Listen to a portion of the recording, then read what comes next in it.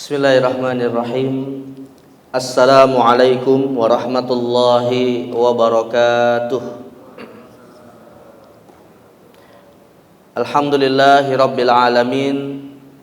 Alhamdulillahilladzi allafa baina qulubina fa asbahna bi ni'matihi ikhwana. Wassalatu wassalamu ala nabiyyil mab'uts rahmatan lil alamin. Sayyidina wa habibina wa qurrati a'yunina wa maulana Muhammadin wa ala alihi wa sahbihi wa man sara ala nahjihi ila yaumiddin, amma ba'd. Fadilatul muhtaramin wal muhtaramat, jamaah sekalian, Bapak Ibu yang dimuliakan Allah Azza wa Jal. Alhamdulillah kita kembali bersyukur pada Allah di siang hari ini kembali diberikan taufiknya untuk bisa kita sama-sama hadir di majelis ilmu setelah kita melaksanakan sholat zuhur berjamaah. Mudah-mudahan setiap detik waktu kita beribadah kepada Allah yang mahdoh ataupun ghairu mahdoh, kelak di yaumil qiyamah bisa menjadi sebab kita layak mendapatkan ridhonya Allah Subhanahu wa taala. Wabil khusus kita berharap layak pula bisa menemani kekasih tercinta kita Nabi Muhammad sallallahu alaihi wasallam di Jannatil Firdaus. Amin ya rabbal alamin. Baik jemaah sekalian yang dimuliakan Allah, hari ini kita akan membahas satu tema yang lumayan tema apa Pak Gigi? Lumayan apa? Tema yang mudah-mudahan ini menjadi ilmu yang tidak diamalkan. Karena tidak semua ilmu harus diamalkan Pak ya. Ilmu tentang masalah fikih perceraian. Padahal bulan lalu kita baru ngomongin masalah istikharah nih Pak ya. Istikharah kan biasanya untuk milih calon istri atau calon suami. Tapi bisa juga sih Pak, istikharah bisa dipakai juga ya untuk milih antara bercerai apa enggak, kan bisa ya istikharah ya. Nah, jadi maka hari ini kita akan membahas tema tentang perceraian yang dalam konsep Islam itu sebenarnya cukup banyak variannya jemaah sekalian. Jadi kalau kita bicara fikih Islam yang nanti akan saya coba komparasikan juga ya dengan hukum positif di negara kita, khususnya yang tertuang dalam KHI, kompilasi hukum Islam yang dipakai di pengadilan agama. Nah, ini sebenarnya varian-varian perceraian itu cukup beragam tergantung sebab yang melatar belakanginya ya. Nah, tetapi sebelum saya masuk kepada materi ya, yang mana konsep cerai dalam Islam ini bisa diklasifikasikan dalam 4 variannya, yaitu talak, khulu, fase, dan tafrik. Satu atau beberapa hal yang ingin saya sampaikan sebagai pengantar ya. Pertama, kita jangan mengira jemaah sekalian yang namanya perceraian itu sesuatu yang selalu negatif. Walaupun mindsetnya di masyarakat kita Pak, kalau suami istri bercerai kan berarti seakan-akan ada kegagalan ya dalam rumah tangganya gitu ya. Ya ini mungkin kalau dilihat dari secara kacamata umum mungkin lah. Tapi sebenarnya tidak selalu Bapak sekalian, yang namanya cerai itu kita harus menilainya secara negatif. Karena kalau kita menilai bahwa semua perceraian itu adalah negatif, sesungguhnya kita sudah menuduh Nabi Muhammad SAW itu telah gagal dalam rumah tangga. Kenapa? Karena Nabi Muhammad pernah bercerai nggak Pak? Teladan kita pernah bercerai nggak? Pernah. Bahkan turunnya surat At-Thalaq ya di juz 28 itu yang diseru langsung Nabi Muhammad SAW. Yaitu Allah berfirman, ya ayyuhan nabi idza tallaqtumun nisa fatallikuhunna liiddatihinna wa ahsul iddah. Ayat pertama dalam surat At-Thalaq yang juga disebut oleh para ulama dengan istilah surat An-Nisa As-Sughra. Ya, jadi dalam Al-Qur'an itu Pak, surat An-Nisa ada 2, ada Al-Kubra, ada As-Sughra. Nah, kalau surat An-Nisa Al-Kubra yang di awal-awal setelah surat Al-Baqarah, setelah surat Ali Imran ya, surat yang keempat. Nah, sedangkan kalau yang As-Sughra yang bicara tentang hukum perempuan itu disebut di surat At-Thalaq. Nah, di awal surah At-Thalaq itu Allah langsung mengatakan, wahai Nabi, yaitu Nabi Muhammad, jika engkau ingin mentalak istrimu. Nah, jadi dalam sejarah kita dapati Pak bahwa Nabi pernah mentalak istrinya. Ya, tentunya dalam konteks ini beliau melakukan itu dalam rangka apa? Syariat bagi kita umatnya.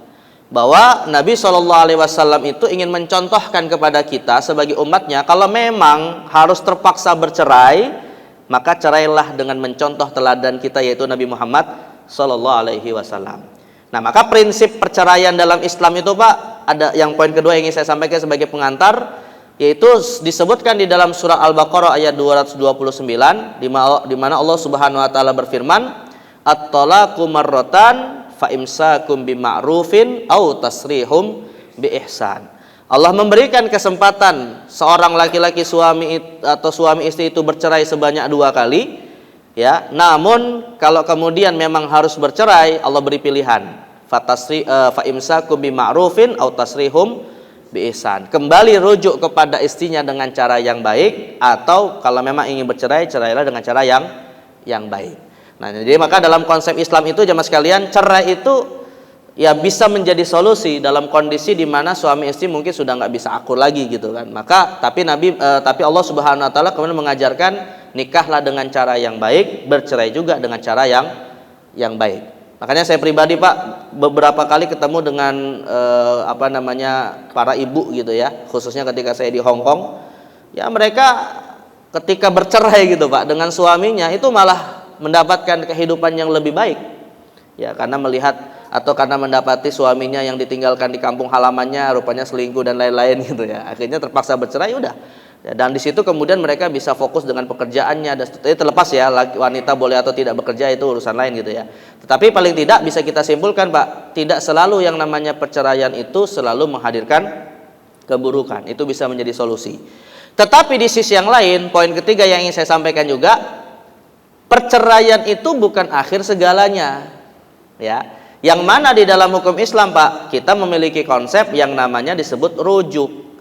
Artinya bercerai sih bercerai, tapi bukan berarti kemudian itu adalah akhir dari segalanya. Maka Islam kemudian memberikan kesempatan di mana suami istri yang bercerai itu bisa kembali untuk membangun rumah tangganya. Jadi perceraian itu digunakan sebagai fase untuk introspeksi diri, yang nantinya kemudian bisa memperbaiki dirinya dengan melakukan pernikahan ulang atau dengan melakukan rujuk dan semacamnya. Kecuali dalam 2 kondisi, jamaah sekalian.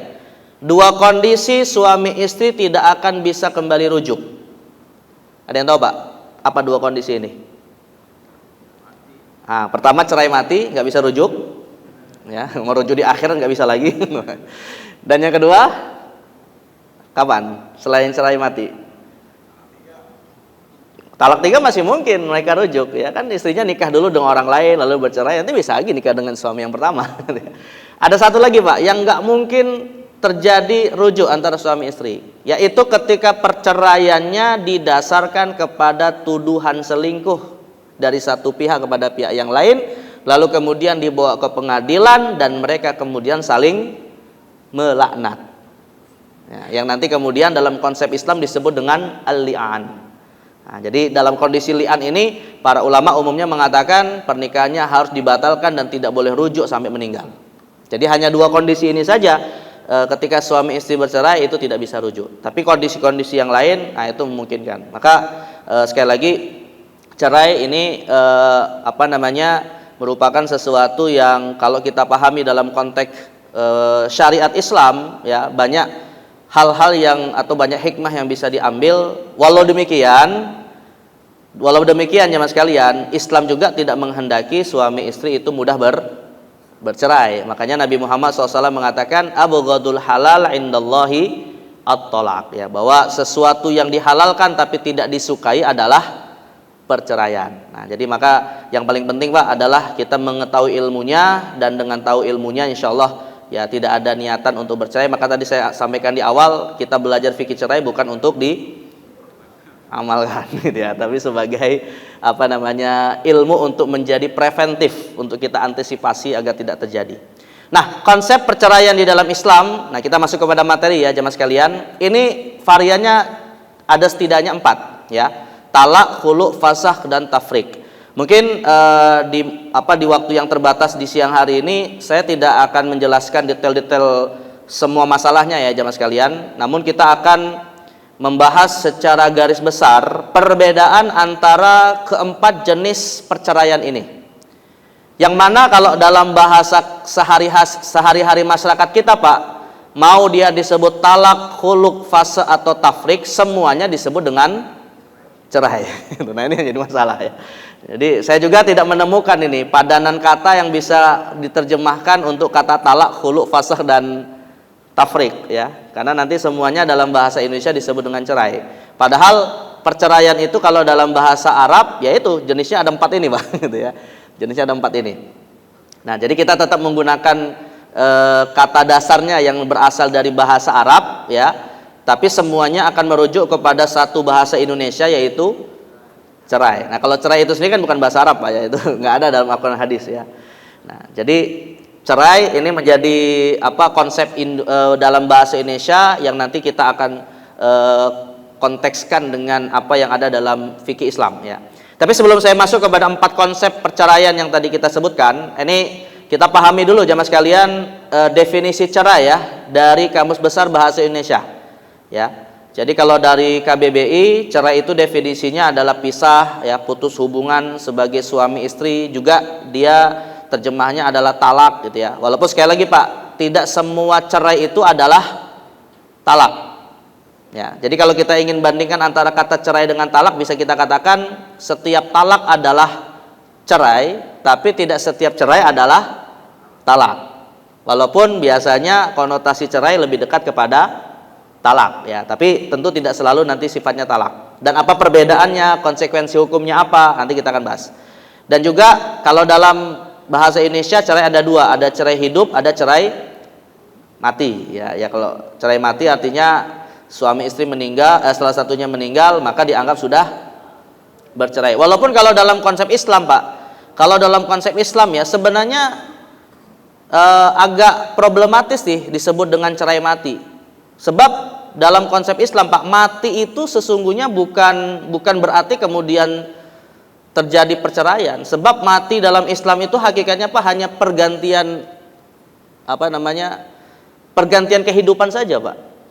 Sebab ya kalau suami istri kemudian nanti Allah takdirkan masuk surga, ya tetap akan dipertemukan lagi di dalam surga. Ya, bercerai nggak kira-kira? Kecuali Pak, kalau kemudian suami istrinya ini beda takdir ya, satu surga satu neraka, itu baru cerai.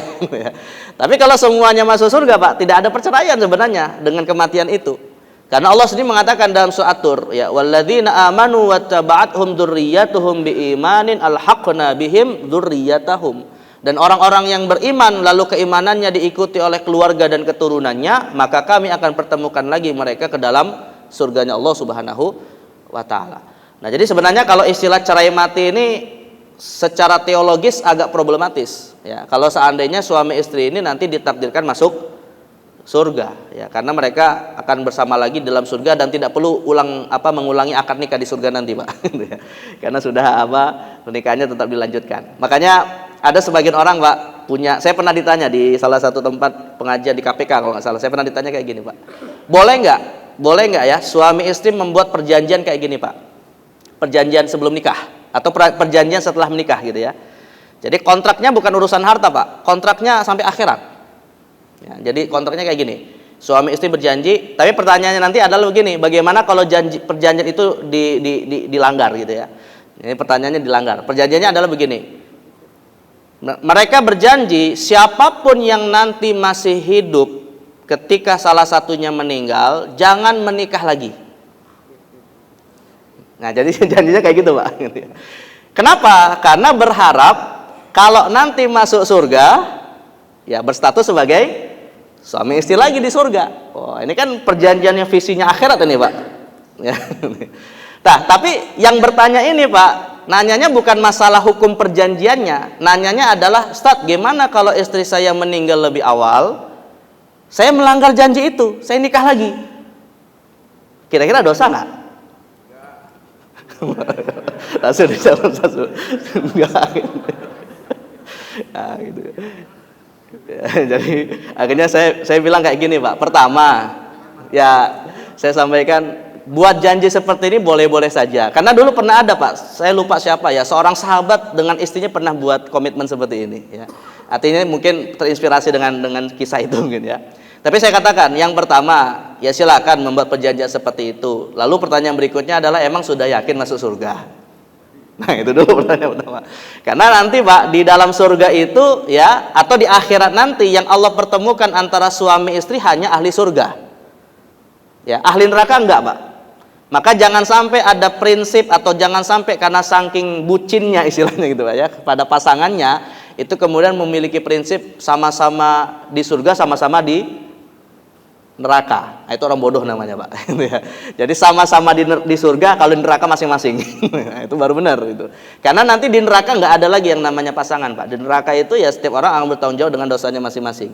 Tapi di surga akan dipertemukan kembali dengan pasangannya. Nah, itu jadi pertama satu hal yang ingin saya tegaskan ya pastikan dulu dengan memperbanyak amal soleh dan semacamnya untuk bisa masuk surga. Nah, sebelum mikirin yang lain-lain karena di surga nanti juga bukan urusan rumah tangga saja yang dipikirin gitu ya.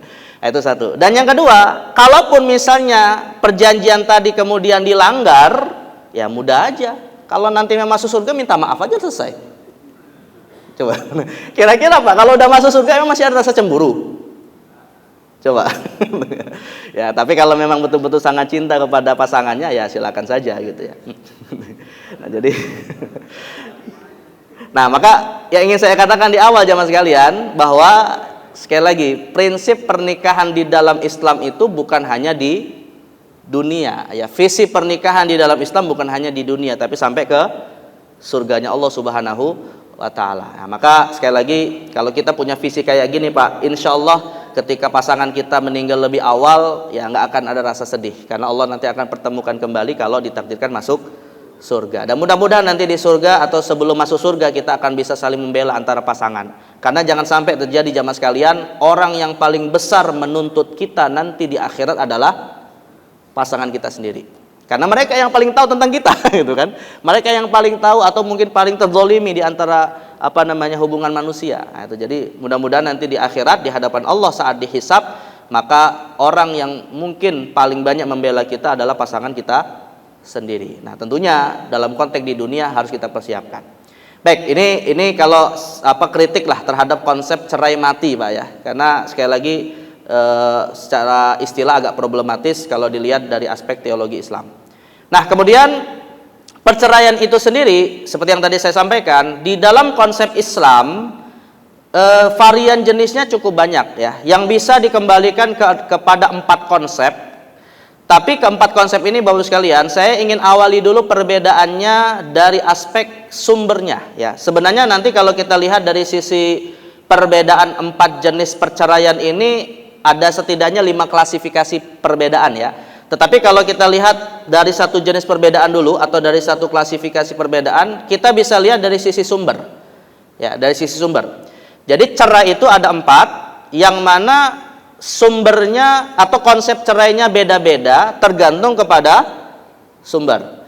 Yang pertama, kalau perceraian itu datangnya dari suami yang mengucapkan kata talak atau suami yang mengucapkan atau mengajukan perceraian, namanya disebut dengan talak ya. Sedangkan kalau perceraian itu bersumberkan dari gugatan istri, namanya bukan talak, namanya khulu ya. Nah, kalau dalam bahasa hukum kita disebut gugatan cerai, bukan istri menceraikan. Nah, ini kurang tepat jemaah sekalian ya. Jadi kalau secara kalimat yang benar, suami menceraikan istri, istri menggugat cerai suami. Nah, dalam bahasa Arab ketika istri menggugat cerai suaminya itu disebut khulu, bukan talak. Ya. Nah, nanti saya akan komparasikan dengan Kamus Besar Bahasa Indonesia atau dengan pasal yang ada di kompilasi hukum Islam ya. Nah, yang ketiga, kalau perceraian itu didasarkan kepada masalah pada akadnya rupanya setelah menikah bermasalah. Nah, maka namanya disebut fasakh.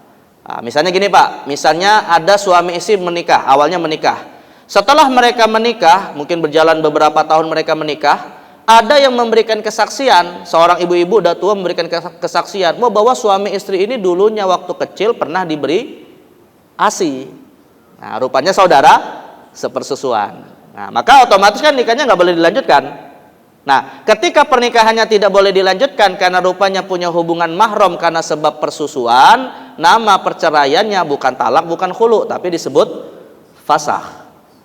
Artinya walaupun suami tidak mengucapkan talak, walaupun istri tidak menggugat cerai, ya nikahnya tetap harus dibatalkan karena bermasalah pada akadnya yang pada dasarnya mereka tidak boleh menikah. Ya, maka kemudian istilahnya bukan talak atau khulu tapi fasakh, ya. Nanti fasakh juga jenisnya banyak. Kemudian yang keempat, kalau perceraian itu merupakan intervensi langsung dari negara. Nah, dalam hal ini bisa saja jamaah sekalian negara itu intervensi gitu ya. Maka kemudian ketika negara memutuskan pernikahan antara dua pihak, namanya disebut tafriq lewat jalur hakim. Walaupun secara praktis sebenarnya Pak, semua perceraian yang tadi kita sebutkan ujung-ujungnya kalau dalam hukum positif kita kembali ke negara juga gitu ya.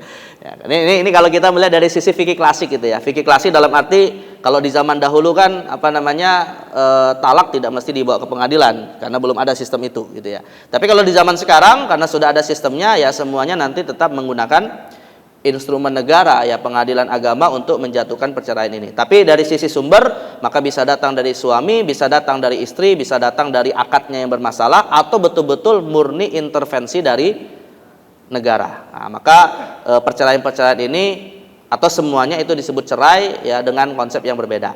Nah, sekarang saya ingin definisikan ya Mas kalian ya biar lebih teoritis ya. Apa itu talak, khuluk, fasakh dan tafriq berdasarkan definisi fikih. Khususnya saya rujuk dalam kitab Al-Mawsu'atul Fiqhi Al-Kuwaitiyah, lalu kita komparasikan dengan KHI atau KBBI ya. Pertama talak jemaah sekalian. Jadi kalau talak definisinya adalah raf'u qaidin nikahi fil hali awil ma'al bilafdhin makhsusin aw ma yaqumu maqamah. Jadi talak itu definisinya dalam kitab Al-Mawsu'atul Fiqhi Al-Kuwaitiyah jilid 29 halaman 5, raf'u qaidin nikah, lepasnya ikatan pernikahan. Fil hal, apakah baik berlakunya saat itu juga saat ucapan talak disampaikan, awil ma'al, atau ucapan talak itu diucapkan saat ini tapi efektifnya di masa yang akan datang. Nah, contoh efektifnya yang di masa datang itu Pak, seperti para suami yang setelah mengucapkan ijab qabul langsung diminta mengucapkan sigho taklik. Nah, coba saya tanya nih kepada para laki-laki yang sudah nikah. Kemarin pas nikah dibaca sigho taklik nggak Pak? Baca. Nah, ketahuilah sigho taklik itu sesungguhnya bapak telah menceraikan istri sesaat setelah menikah. Tapi dia sifatnya efektif kalau dilanggar gitu ya. Jadi artinya kalau sigho taklik itu dilanggar atau kemudian istri menggugat ketika suami tidak menjalankan apa yang ada di sigho taklik, nah barulah itu bisa terjadi gitu ya. Maka yang paham Pak sigho taklik itu perceraian nggak mau baca Pak. Termasuk saya Pak, alhamdulillah. Jadi ya tapi itu kan nggak wajib juga gitu ya. Itu hanya tawaran saja ya. Nah, jadi maka sigho taklik itu adalah talak yang diucapkan pada satu waktu tapi efektifnya di masa yang akan datang ya. Bilafdhin maksus, apakah dengan lafadz khusus ataupun dengan lafadz yang semakna dengannya. Ya, lafadz khusus itu maksudnya gini Pak, ucapan yang jika suami mengucapkannya dia langsung konotasinya kepada perceraian. Tidak perlu lagi ditanya niatnya apa.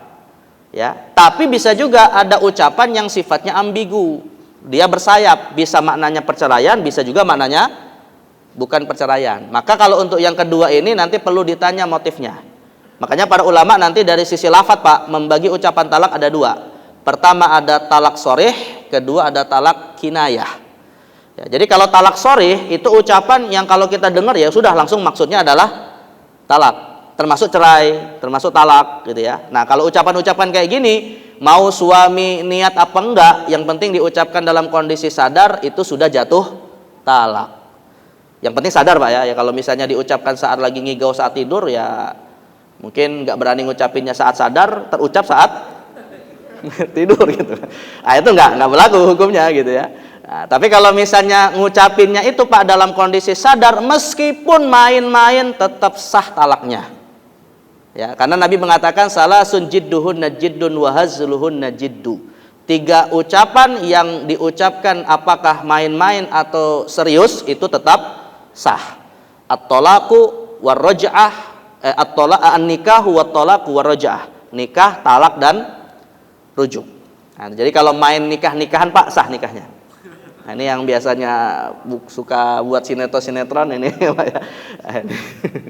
Makanya namanya diganti sama nama yang lain gitu, jangan nama si pemain filmnya. Nah, jadi sekali lagi ini ucapannya Pak langsung dia sah meskipun apa tidak ada motif untuk mentalak atau tidak berniat untuk mentalak. Tapi kalau ucapan yang kedua yaitu tolak kinayah, ini harus ditanya motif niatnya apa. Kalau dia sifatnya ambigu Pak. Misalnya gini ya, ada suami Pak ngomong sama istrinya, pulang kamu ke rumah orang tuamu. Nah ini ada kemungkinan nggak Pak ucapan ini dimaksudkan untuk talak? Ada kan kemungkinannya kan? Tapi ada kemungkinan juga makna yang lain. Ya bisa jadi misalnya apa? Dia disuruh untuk ziarah ke orang tuanya, bisa jadi gitu ya. Atau misalnya suaminya bilang, mulai hari ini kita pisah ranjang. Nah ini bisa maknanya talak, bisa juga maknanya enggak. Ya bisa saja maknanya pisah ranjang karena suaminya lagi kudisan misalnya Pak. Nah jadi akhirnya apa? Biar istrinya nggak nular gitu kan. Nah jadi maka istilah-istilah atau ungkapan-ungkapan seperti ini, apa kalau istri dalam kondisi ragu apakah ini jatuhnya ucapan talak atau bukan, solusinya gimana Pak? Ya tinggal tanya sama yang ngucapin, maksudnya apa gitu kan.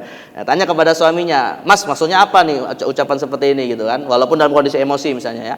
Ya kalau suaminya bilang, ya ucapan biasa, saya nggak ada niatan mau menceraikan kamu, ya berarti belum terjadi talak. Nah itu. Tapi kalau suaminya bilang, saya ngucapinnya dalam rangka untuk mentalak, ya udah berarti jatuhlah apa talaknya. Ini kalau kita bisa dalam konteks fikih klasik Pak ya. Karena dalam konteks fikih hari ini ya di negara kita khususnya Pak, ucapan apapun dianggap tidak sah kalau tidak dibawa ke pengadilan gitu ya. Nah, jadi ini konteksnya kalau kita menggunakan pendapat kebanyakan ulama. Saya katakan begini Pak. Ulama yang berpendapat ucapan talak tidak sah kecuali dibawa ke pengadilan itu bukan pandangan yang bertentangan dengan syariat. Tapi ini adalah pandangan minoritas ulama yang bertentangan dengan mayoritas ulama. Artinya dua-duanya adalah pandangan yang diakui, tapi kebetulan Pak, hukum negara kita mengadopsi pendapat minoritas yang mensyaratkan perceraian itu harus dipersaksikan di pengadilan.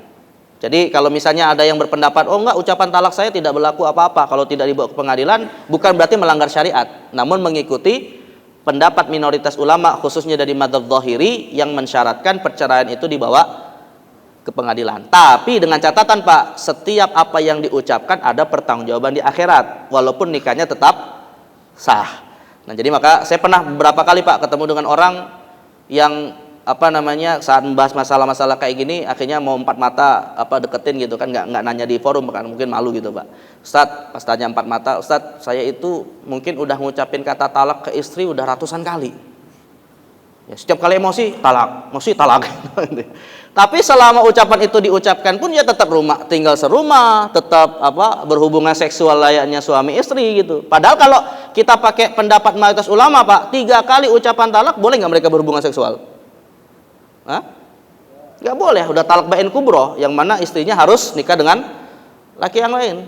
Otomatis kalau mereka tetap berhubungan seksual Pak, jatuhlah hubungan seksualnya adalah zina. Bagaimana mereka setiap kali akur hubungan seksual, emosi, talak, udah berapa kali hubungan zina terjadi coba? Kalau kita ikut pendapat mayoritas ulama. Nah maka dalam kondisi seperti ini Pak, pertama yang saya salahkan kepada yang bertanya, kenapa nggak nanya dulu sebelum ngucapin talak? Biar tahu konsekuensi hukumnya gitu kan. Tapi kalau udah terlanjur terjadi, ya kita berikan fatwa yang itu tidak sampai berpotensi perbuatan zina terjadi. Apalagi kemudian itu diadopsi oleh hukum positif kita. Saya katakan, ya udah Pak, kalau memang serius ingin mentalak istri, ajukan ke pengadilan. Nah, adapun ucapan yang selama ini diucapkan, walaupun udah berulang kali ucapan talak itu disampaikan, tetap perbanyak istighfar karena akan dimintai pertanggungjawabannya nanti di akhirat. Karena Allah Subhanahu wa taala berfirman, "Mal yalfidhu min qaulin illa ladaihi raqibun atid." Tiadalah setiap yang kita lafadzkan kecuali semua dicatat. Nah, tapi untuk pernikahannya bagaimana? Ya, saya katakan untuk pernikahannya insya Allah tidak ada masalah selama belum dibawa ke pengadilan. Nah, jadi artinya ini bukan berarti pertentangan antara syariat dengan bukan syariat Pak, tapi pertentangan antara dua mazhab dalam syariat Islam ya. Baik, ini kalau dari sisi lafadz talak ya. Yang mana kalau di kompilasi hukum Islam jemaah sekalian, di pasal 117 didefinisikan talak adalah ikrar suami. Nah, lihat jemaah sekalian definisinya. Di hadapan sidang pengadilan agama yang menjadi salah satu sebab putusnya perkawinan. Berarti kalau di dalam hukum positif kita Pak, mengikuti pendapat minoritas ulama yang mensyaratkan ikrar talak itu harus di pengadilan. Nah, maka pemahaman terbaliknya, kalau ucapan talak itu di luar sidang pengadilan, dianggap sah nggak? Ya nggak sah. Tapi walaupun nggak dianggap sah Pak, tetap akan dimintai pertanggungjawaban. Nah, itu yang jalan tengahnya seperti itu. Ya. Baik, ini kalau definisi talak. Nah, kemudian definisi khulu. Kalau definisi khulu jamaah sekalian, ya disebutkan dalam kitab yang sama jilid 19 halaman 234. Furqatun bi'iwadin maksudin li jihati zauji bilafzi talakin au khul'in. Nah, kalau khulu yaitu talak perceraian yang datangnya dari siapa? Istri, adalah perpisahan dengan tebusan yang ditetapkan oleh pihak suami lewat lafaz talak atau khulu. Nah, ini perbedaannya cukup mendasar nih Pak. Kalau khulu, gugatan cerai dari istri, itu perpisahannya ada konsep iwad, ada konsep tebusan. Ya, yang mana ini kemudian di dalam kompilasi hukum Islam pasal 1 nomor I didefinisikan dengan makna yang sama. Khulu adalah perceraian yang terjadi atas permintaan istri dengan memberikan tebusan atau iwad kepada dan atas persetujuan suaminya. Artinya jamaah sekalian, kalau talak dari suami Pak, itu tidak ada yang namanya tebusan dari istri. Tapi konsekuensinya selama masa iddah istri belum habis, suami tetap wajib menafkahi. Ya. Sedangkan kalau gugatan cerai atau khulu, istri yang mengajukan gugatan cerai harus memberi tebusan. Dan kalau kemudian diterima oleh pengadilan, walaupun istri masuk dalam masa iddah, suami tidak punya kewajiban memberi nafkah. Nah, inilah mungkin jamaah sekalian ya yang terjadi mungkin di kalangan selebritis kita itu Pak. Kenapa mereka cerainya itu sampai lama gitu Pak? Ya, karena saling tarik-tarikan tuh siapa yang mengajukan lebih awal. Karena kalau suami yang ngajukin tolak Pak, maka suami dalam hal ini tetap wajib memberi nafkah. Istri bisa nuntut. Tapi kalau talak perceraian itu datangnya dari gugatan istri, malah konsekuensinya suami dapat ganti rugi tebusan gitu ya, yaitu lewat gugatan cerai. Nah, sekarang pertanyaannya Mas sekalian, tebusannya apa Pak kira-kira? Tebusannya. Saya pernah singgung jamaah sekalian ya, kalau masih ingat Pak. Tebusannya itu jamaah sekalian, kalau dalam fikih Islam klasik Pak ya, tapi kalau di praktisnya di pengadilan negeri, pengadilan agama mungkin nggak tahu apa gitu ya. Tapi kalau kita pakai fikih klasik Pak, tebusan agar istri gugatannya itu diterima adalah mengembalikan mahar. Mengembalikan mahar. Nah, makanya saya pernah sampaikan Pak, mahar itu ya, semakin nilainya tinggi semakin baik. Terbayang nggak alasannya ya? Semakin nilainya tinggi semakin baik. Dan saya pernah sampaikan Pak, mahar yang sunnah itu berapa nilainya? Kalau mau menikah, mahar yang sunnah, yang itu sesuai dengan sunnah Nabi ya, dan dianjurkan oleh para ulama fikih. Bukan seperangkat alat sholat Pak, seperangkat alat sholat itu mahar bid'ah itu Pak. Ya, nggak pernah dicontohkan oleh Nabi ya, bukan bid'ah dalam arti negatif ya. Maksudnya boleh saja silakan. Tapi kalau ingin mahar yang terbaik yang dipakai oleh Nabi SAW ketika beliau menikah seperti dikisahkan oleh Sayyidah Aisyah, Nabi Muhammad itu maharnya Pak, kata Sayyidah Aisyah ketika ditanya oleh Urwah bin Zubair dalam hadis riwayat Imam Muslim, nilainya adalah tintai asyra uqiyah wa nasya wa hiya khamsumi'ati dirham. Nilainya adalah 12 uqiyah dan 1 nash atau senilai 500 dirham. Dan Imam Nawawi dalam kitab Al-Majmu' mengatakan al-mustahabbu an la yaqilal mahru an mahri Rasulillah. Dianjurkan pernikahan itu dengan mahar kalau bisa tidak kurang dari maharnya Rasulullah SAW. Ya, 500 dirham. 1 dirham Pak sama dengan 4 gram perak. 1 dirham itu 4 gram perak. Sekarang 1 gram perak kurang lebih sekitar, anggaplah misalnya Pak 25.000. Nah, 35 sekarang. Nah, 35 ya. Berarti berapa 1 gram itu Pak? 1 dirham 4 gram. 35 dikali 4 kan? 100? Berapa? 140. Atau biar mudah ngitung Pak, ambillah 25 aja lah gitu ya, 25.000 ya. Berarti kalau 1 dirham 100.000 ya. 25.000 dikali 4 kan 100. Berarti kalau 100.000 dikali 500 dirham berapa? 50 juta. Jadi maharnya Rasulullah itu Pak minimal 50 juta rupiah, bukan seperangkat alat sholat yang harganya kurang dari 1 juta. Ya, itu kalau ingin mencontoh ya, tapi gini, artinya itu kalau ingin yang afdol gitu. Namun kalau misalnya mampunya di bawah itu ya silakan, yang penting bermanfaat. Nah, tapi Pak, kata para ulama, sebaik-baiknya mahar itu semakin tinggi semakin baik kalau suaminya mampu. Alasannya dua. Yang pertama jelas untuk menyenangkan hati istri. Coba ibu-ibu kalau dulu pas nikah itu ya disuruh milih, mau maharnya 1 kilogram emas atau seperangkat alat sholat? Pilih berapa Bu? Seperangkat alat sholat atau 1 kilo? Yang jujur aja. 1 kilo. Manusiawi, bukan wanita itu matre, itu manusiawi. Nggak usah para istri ya, suami juga kalau disuruh milih juga pilih 1 kilo. Itu manusiawi Pak. Nah, artinya ketika seorang suami memberi mahar yang besar kepada istri, ya di satu sisi itu menyenangkan hati istrinya Pak, sekaligus kata para ulama Pak, mahar itu kalau dalam konteks masyarakat Arab terdahulu ya, itu sebagai bentuk antisipasi seandainya suaminya meninggal lebih awal. Dalam hal ini istri kemudian punya aset yang bisa dipakai untuk kebutuhan dia selain harta waris ya. Karena harta waris istri dalam hal ini juga nilainya kecil, hanya berapa? 1/8 atau 1/4 paling besar. Ya. Nah, maka ada diantisipasi dengan mahar yang besar. Dan yang kedua, nah ini yang paling penting juga, konteks perceraian. Yang kedua, mahar besar itu untuk mengontrol agar istri tidak mudah nuntut cerai. Ya. Karena kalau misalnya istrinya menuntut cerai dengan alasan yang mungkin bisa saja dia bersabar dengan apa yang terjadi pada suaminya, ya kalau harus ngembaliin mahar coba 1 kilogram emas Bu, mau nggak dikembaliin?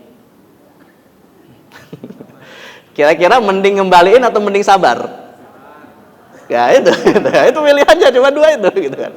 Tapi kalau maharnya dulu cuma seperangkat alat sholat gimana Pak? Udah lapuk lagi 10 tahun yang lalu. Udah setiap hari dia nuntut cerai. Nah, jadi maka dalam konteks ini mahar itu mempengaruhi perceraian. Kalau kita melihat dari sisi fikihnya yang disyariatkan gitu ya. Nah, jadi intinya perbedaan antara talak dengan khulu adalah dalam konteks adanya tebusan ya. Baik, kemudian kalau fasakh jamaah sekalian, kalau fasakh definisinya irtifa'u hukmil aqdi minal asli ka'an lam yakun. Nah, tadi fasakh terkait dengan akad ya, mencabut hukum akad dari asalnya seperti tidak pernah terjadi. Ya, jadi seperti yang tadi kita contohkan Pak, misalnya pernikahan yang sebelumnya tidak diketahui bahwa suami istri punya hubungan mahram persusuan. Nah, lantas kemudian pernikahannya dibatalkan, ya seakan-akan mereka tidak menikah gitu. Seakan-akan mereka tidak menikah ya. Nah, ini fasakh tidak ditemukan di dalam kompilasi hukum Islam definisinya, tapi saya temukan di dalam KBBI didefinisikan pembatalan ikatan pernikahan oleh pengadilan agama berdasarkan dakwaan atau tuntutan istri atau suami yang dibenarkan oleh pengadilan agama atau karena pernikahan yang telah terlanjur menyalahi hukum pernikahan. Nah, dari definisi di KBBI ini sebenarnya yang paling tepat Pak adalah atau yang kedua ya, karena pernikahan yang terlanjur menyalahi hukum pernikahan. Misalnya nih Pak ya, yang sekarang kemarin saya dengar di El Sinta Pak, ya itu di Jakarta Timur kalau nggak salah, itu lagi viral di TikTok itu Pak, jasa nikah siri. Nggak usah dicari Pak ya, nggak usah cari ya. Cukup tahu aja. Ini malah dicari nanti. Jadi akhirnya yang diundang di El Sinta tuh kalau nggak salah dari MUI ya, Kiai Haji Anwar Abbas gitu ya. Nah, jadi beliau mengomentari tentang isu viral ini Pak, jasa nikah siri ya. Dari sisi agama nikah siri itu sah, tapi dengan syarat semua rukun dan syarat pernikahannya juga sah. Nah, masalahnya Pak, kebanyakan di lapangan nikah siri itu secara aturan nikah menurut mazhab Syafi'i sebenarnya tidak sah.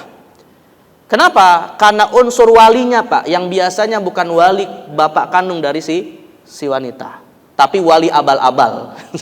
Biasanya dari yang dianggap ustadz, yang dianggap tokoh masyarakat. Nah, ini maka dalam konteks ini Pak, secara hukum fikih yang dianut oleh mayoritas muslim di Indonesia yang mensyaratkan wali itu harus siapa? Bapak dari si perempuan, maka nikah siri yang seperti ini tidak sah dan harus kemudian difasakh atau dibatalkan karena syaratnya tidak terpenuhi. Nah, tapi kalau misalnya nih nikah sirri itu yang menikahkan adalah bapak kandungnya yang memang wali nasab dari si wanita, memenuhi syarat adanya dua saksi, ijab kabulnya benar, walaupun tidak dicatat di pengadilan agama, ya nikahnya tetap sah gitu. Tapi ya sebaiknya sih dihindari nikah yang kayak gini Pak ya. Karena nanti kalau misalnya kejadian sesuatu, misalnya terjadi perceraian, mau nuntut warisan, nah itu tidak akan bisa mengikut sertakan negara untuk bisa membantu hak-hak tadi ya. Nah, jadi dalam konteks ini kalau pernikahan itu tidak sesuai dengan aturan syariat, maka harus ditalak khulu atau difasakh? Difasakh. Ya, bukan ditalak, bukan dikhulu. Baik, kemudian yang keempat, jemaah sekalian, tafrik ya. Kalau tafrik ini definisinya cukup panjang ya. Inhaul alaqah az-zaujiyah bainaz zaujaini bi hukmil qadhi. Pemutusan hubungan suami istri oleh putusan hakim binaan ala talabi ahadihim li sabab, bisa berdasarkan permintaan salah satu di antara suami istri, misalnya seperti ada sebab cekcok kasyikok, au biduni talabin, atau bisa didasarkan tanpa ada permintaan Pak. Tapi tujuannya apa negara intervensi? Hifdzan li haqqis syara', dalam rangka untuk menjaga syariat, kama idzar tadda ahaduz zaujaini. Seperti jika ketika suami istri awalnya muslim, salah satunya kemudian murtad dari Islam. Nah, masalahnya Pak, di negara kita kalau ada suami istri awalnya muslim, lalu salah satunya murtad, dalam hal ini negara pasif untuk tidak melakukan intervensi. Karena dengan alasan mereka masih akur Pak, tidak diajukan ke pengadilan pernikahan mereka sah atau tidak. Padahal kalau dalam hukum Islam Pak, pernikahan di mana salah satunya murtad itu negara harus intervensi untuk memutuskan pernikahan mereka. Sebab pernikahannya dianggap tidak sah. Gitu ya. Nah, maka banyak nggak di masyarakat kita Pak? Misalnya ketika suami istri awalnya muslim, salah satunya murtad dari Islam. Ada nggak? Dan kalau ada, masih nggak mereka tinggal serumah seperti lainnya suami istri? Hah? Masih. Padahal dalam hal ini negara intervensi. Paling tidak minimal Pak untuk menjaga apa? Menjaga agama dari sang anak yang lahir dari pernikahan tersebut. Karena dikhawatirkan si anak nanti ikut agama orang tuanya yang murtad. Nah, maka dalam hal ini mungkin kalau tetangga-tetangga tidak akan, istilahnya kalau tetangga kan nggak mau campur urusan orang lain gitu Pak ya. Tapi maka dalam hal ini yang harusnya intervensi adalah negara.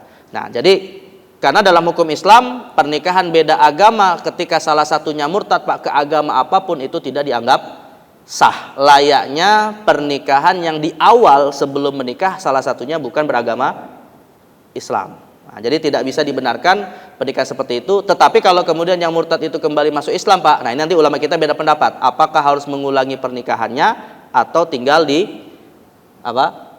dirujukkan saja? Ya, seperti pernikahan anak Rasulullah SAW Pak yang bernama Zainab. Ya, ketika Zainab binti Rasulullah ini masuk Islam, suaminya kan nggak masuk Islam Pak. Siapa namanya? Abul As ibn Rabi. Ya. Lalu kemudian Abul As ini masuk Islam ketika setelah perang Uhud. Akhirnya beliau hijrah ke Madinah. Akhirnya Nabi SAW kemudian pertemukan lagi antara Zainab dan Abul As. Yang nanti dari pernikahan ini lahir seorang anak namanya siapa Pak? Yang sering Nabi bawa ketika beliau sholat digendong. Namanya saya lupa namanya. Pernikahan antara, kalau dari Ali dan Fatimah kan ada Hasan Husain ya. Nah, Nabi SAW juga punya cucu Pak dari pernikahan Zainab dan Abul As. Namanya Umamah. Namanya siapa? Umamah ya. Yang nanti Umamah ini Pak, setelah Fatimah binti Rasulullah meninggal, ya Fatimah sempat berwasiat kepada Ali bin Abi Thalib untuk menikah dengan Umamah. Jadi Ali bin Abi Thalib Pak itu menikah dengan anak Rasulullah yang bernama Fatimah. Ya, setelah Fatimah meninggal nanti Ali menikah dengan siapa? Cucu Rasulullah yang bernama Umamah. Nah, dari pernikahan antara Ali dengan Umamah lahirlah seorang anak Pak namanya Ummu Kulsum. Berarti Ummu Kulsum siapanya Rasulullah Pak? Bukan cucu, cicit. Dan Ummu Kulsum ini Pak nantinya saat sudah berumur balik nikah dengan Sayyidina Umar ibn al-Khattab yang merupakan mertuanya Rasulullah SAW. Coba gimana Pak, bayangkan ya. Mertua nikah sama cicit dari menantunya. Mertua nikah dengan cicit dari menantunya ya. Tapi saat itu Pak, itu pernikahan yang biasa saja kalau dalam tradisi masyarakat Arab ya. Kita jangan bandingkan atau jangan kita kontekkan dengan apa tradisi kita. Ya kalau di Indonesia kira-kira kalau terjadi pernikahan kayak gini gimana Pak? Oh, viral loh ya. Seperti siapa tuh yang dulu pernah apa? Siapa tuh? Syekh siapa tuh? Nah itu. Padahal sekarang kan biasa aja gitu ya. Baik, jadi sekali lagi negara kalau intervensi itu namanya disebut tafrik ya. Baik, sekarang kita lihat 5 perbedaannya jemaah sekalian ya. Mungkin masih ada waktu mudah-mudahan. 5 perbedaan antara talak, khulu, fasakh dan tafrik. Kita bisa lihat dari 5 klasifikasi jemaah sekalian. Pertama berdasarkan sumber ya. Tadi kita sudah sebutkan sumbernya adalah kalau talak dari suami, kalau khulu dari istri, kalau tafrik dari hakim, kalau fasakh dari akad. Sumber masalahnya ya. Kemudian dilihat yang kedua berdasarkan status akadnya jemaah sekalian. Status akadnya. Kalau talak dan khulu ya, maka status akadnya pada dasarnya diakui, Pak. Ya, jadi pernikahannya itu sebenarnya diakui kalau apa? Talak dan khulu, makanya bisa terjadi. Sedangkan kalau fasakh pada dasarnya akad nikahnya tidak diakui ya. Karena tadi misalnya apa nikahnya nggak sah karena akad. Sedangkan kalau tafrik, apakah pernikahannya diakui atau tidak, maka tergantung sebabnya. Artinya nanti dari kesemuaan sebab perceraian itu hakikatnya kalau dalam konteks zaman sekarang masuk kategori tafrik kalau dibawa ke pengadilan ya.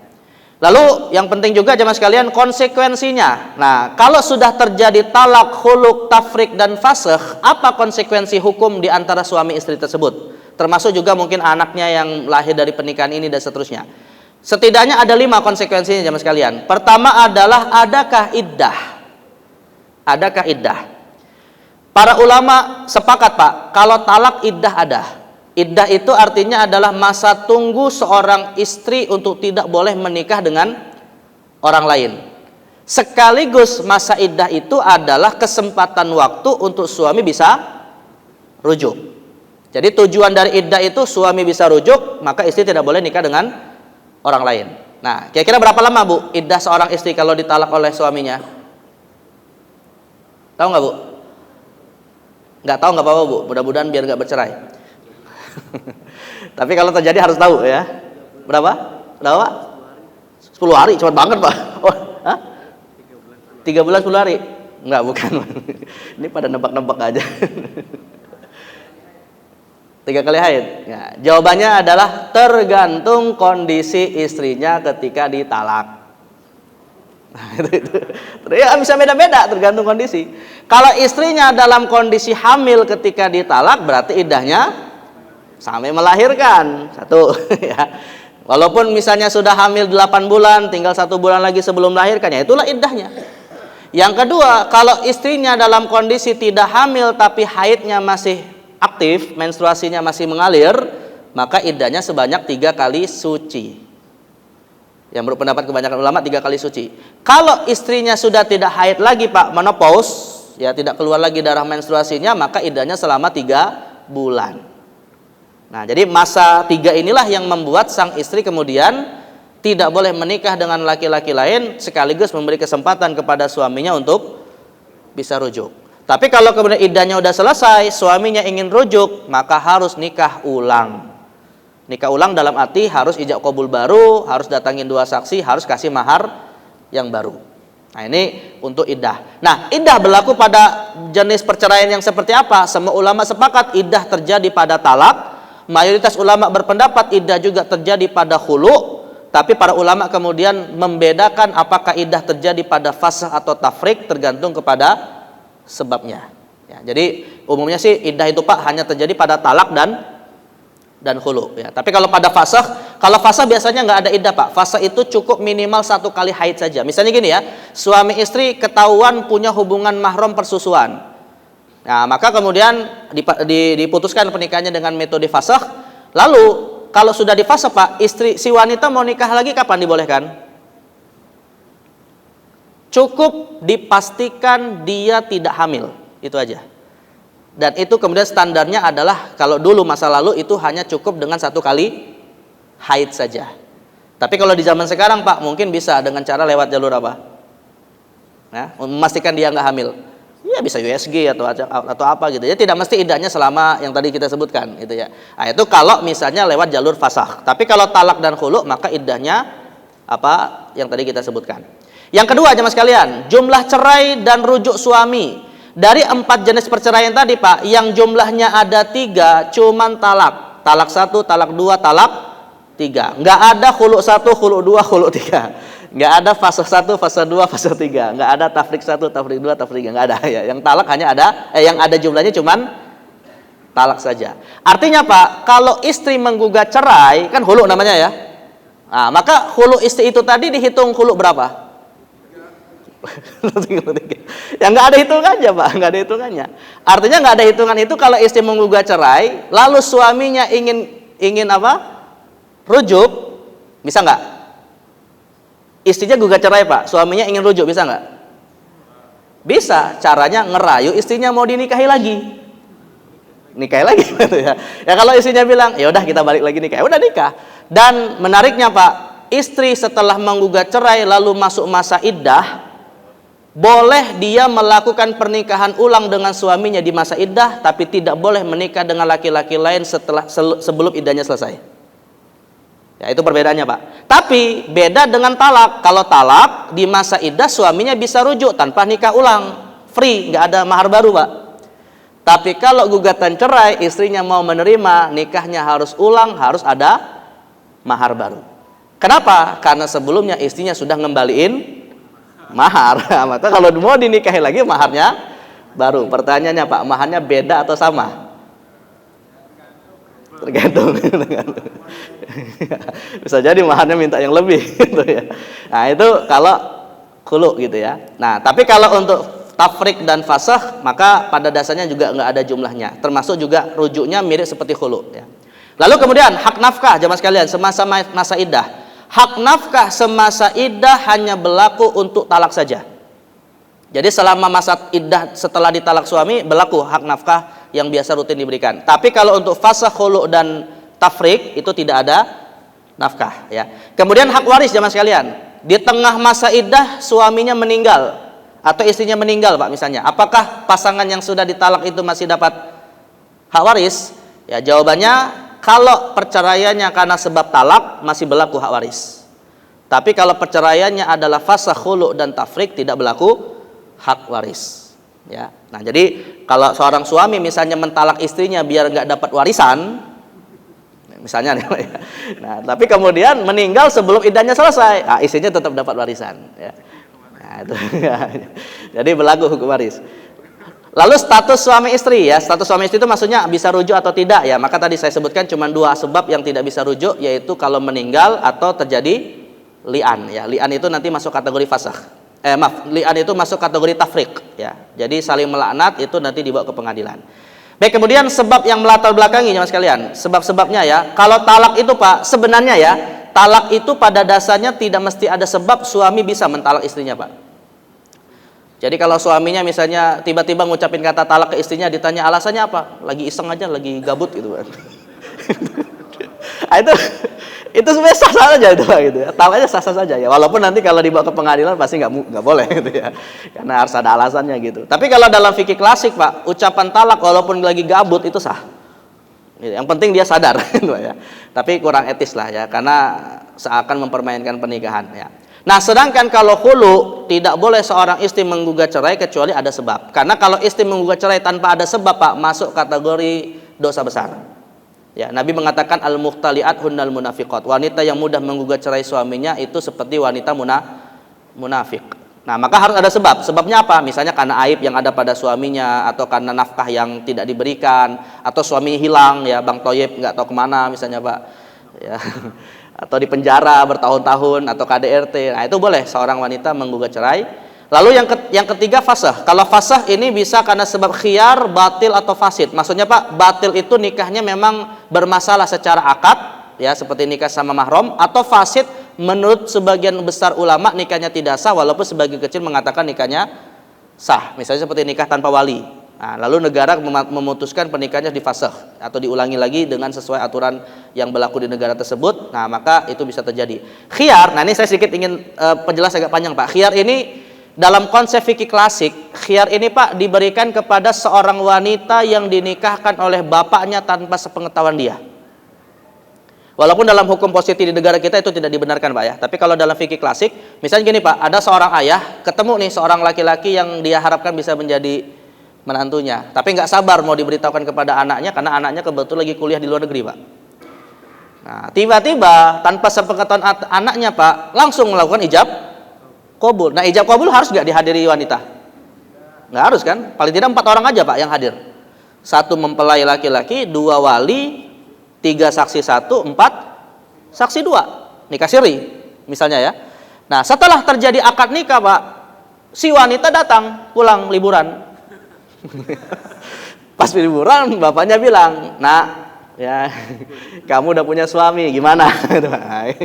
Kira-kira Pak, si wanita ini sok nggak? Tergantung ya, tergantung gitu. Tapi Islam Pak memberikan hak kepada si wanita, haknya diberikan kepada si wanita untuk melakukan khiyar. Khiyar itu boleh memilih. Apakah menerima pernikahan yang sudah dilakukan oleh ayahnya maka dilanjutkan, atau dia kemudian minta dibatalkan. Nah, kalau si wanita bilang saya nggak setuju Pak, udah bapaknya nggak boleh intervensi, harus batal nikahnya. Dan setelah nikahnya dibatalkan Pak, status wanita ini janda bukan? Kan sempat nikah tadi. Janda kembang boleh, janda kembang ya.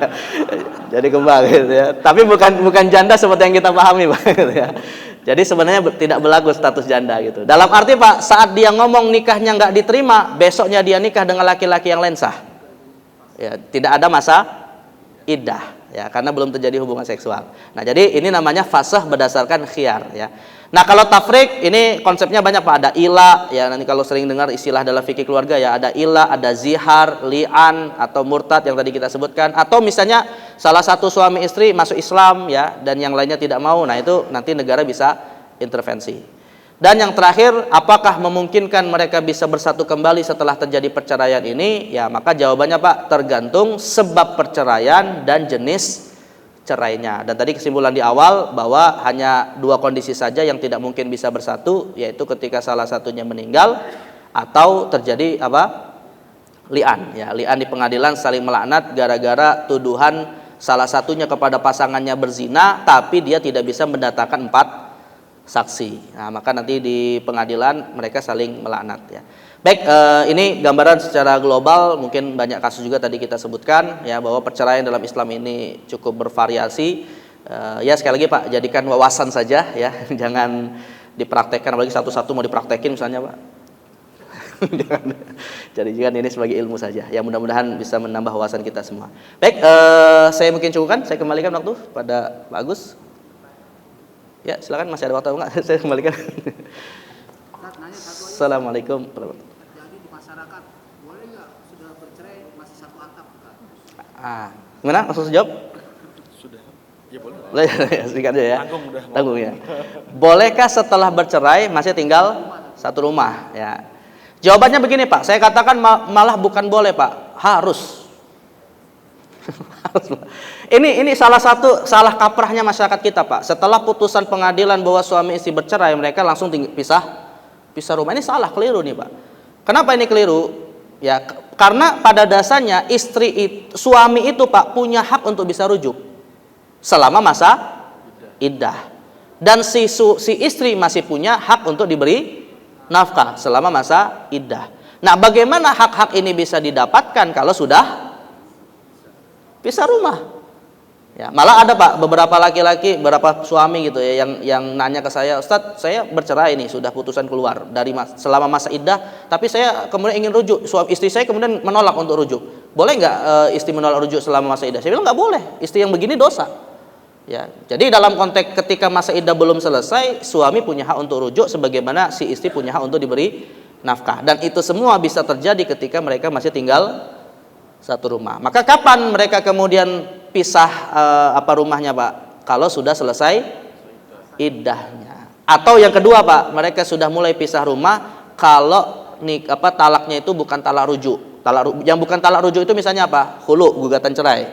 Nah, kalau khulu baru mereka pisah rumah. Atau yang ketiga Pak, talaknya adalah talak 3. Ya, talak 3 baru mereka tidak bisa serumah. Jadi kalau talaknya masih talak dari suami dan talaknya masih 1 atau 2, maka selama masa iddah harus tinggal serumah. Malah yang diharapkan Pak, mereka berhubungan seksual agar terjadi rujuk.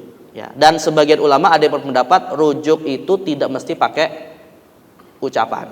Ya, karena suami kadang Pak, karena gengsi sulit mengucapkan kata rujuk. Lebih mudah rujuk pakai ucapan atau pakai perbuatan Pak? Nah, itu.